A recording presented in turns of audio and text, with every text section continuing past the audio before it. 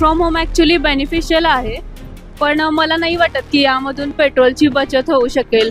Even health issues फार होत आहेत घरी बसून, ओबेसिटी लाईक बाकी खूप इश्यूज होत आहेत. त्याच्यामुळे वर्क फ्रॉम होम मला नाही वाटत की बेटर होईल. फ्रॉम होम हा सामान्य नागरिकांच्या विषयी अतिशय म्हणजे एक वेगळ्या पद्धती घुसमट आहे की लोकांना मोकळीक मिळणार नाही आणि तुम्ही घरात थांबून त्यांना परत घरात बसून काम करायची काय म्हणजे आता काय कोविड नाही आहे. हे व्यापारी वर्ग आहे ना, त्यांना वर्क फ्रॉम होम करता येत नाही. कंपल्सरी दुकानात धंद्यावर राहायला लागते. मग किती बी हे असू दे, ते म्हणतात ते बरोबर आहे. वर्क फ्रॉम होम फक्त ऑफिसर घराहून जे आहेत त्यांना करता येतो. व्यापारी वर्गाला, ठराविक वर्गाला करता येत नाही ना. काही जणांच्या हातावरची पोटं असतात, त्यांना फिरावं लागणारच आहे. त्यांना ऊन आणि वारा आयुष्याला त्यांना पुरलेलाच आहे. ते बघायला पाहिजे मोदीने अगोदर. नमस्कार, मी दुरादेवी तुमचं सगळ्यांचं स्वागत करते लोकमतमध्ये. आपण पाहतोय जागतिक घडामोडी या दिवसेंदिवस वेगाने सुरू आहे आणि ह्या जागतिक घडामोडी सुरू असताना त्याचा थेट परिणाम भारतावरती देखील होतो.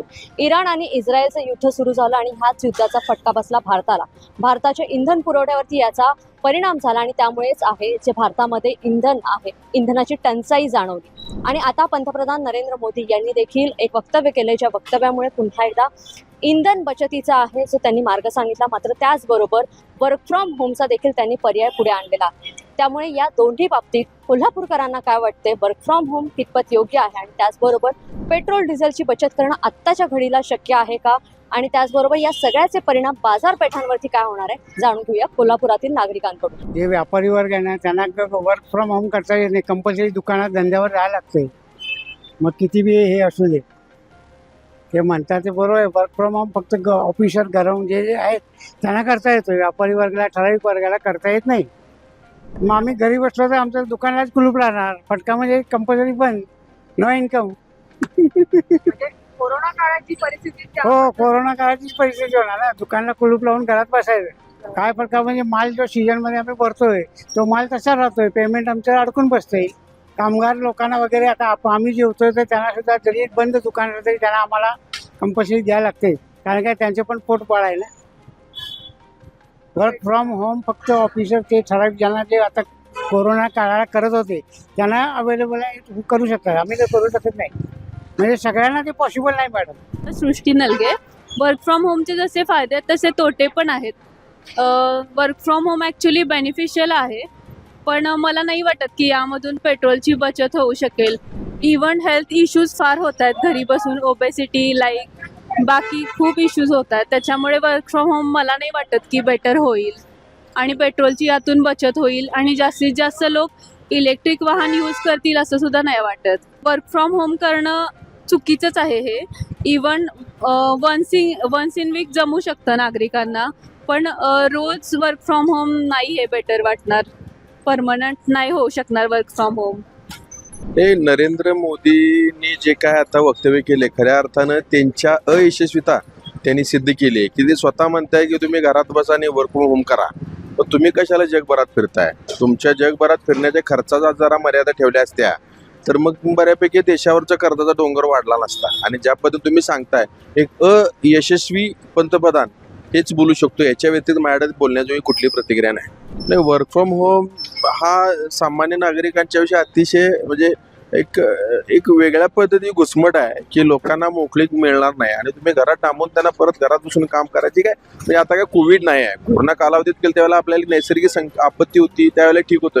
आता कशासाठी आहे म्हणजे तुमच्याकडे देश चालवण्याजोगं माध्यम काय नाही, देश चालवण्याचा पुरेसा पैसा तुमच्याकडे नाही, तुम्ही पूर्णपणे या सगळ्या प्रक्रियेमध्ये अयशस्वी आहात. त्यामुळे तुम्ही सामान्य जनतेला वेगळे नियम लावायला. सोनं घेऊ नका. माझं स्पष्ट मत आहे, एखाद्या गरीबाच्या घरात जर लग्न करायचं असेल, आता तुम्ही त्याला सांगताय सोनं घेऊ नको, तो गुंजभर तरी सोनं घेणार.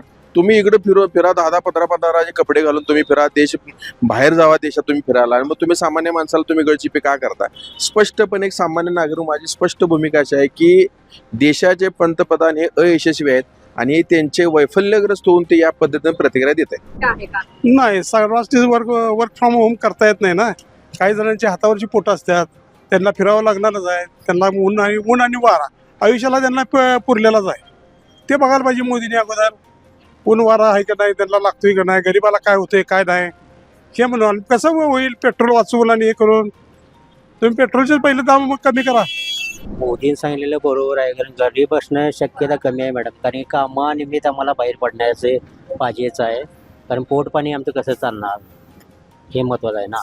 पेट्रोल जे नाही वापर केला तर तरी पण बरं आहे, कारण मग कामानिमित्त जाणार कसं हे महत्त्वाचं आहे ना.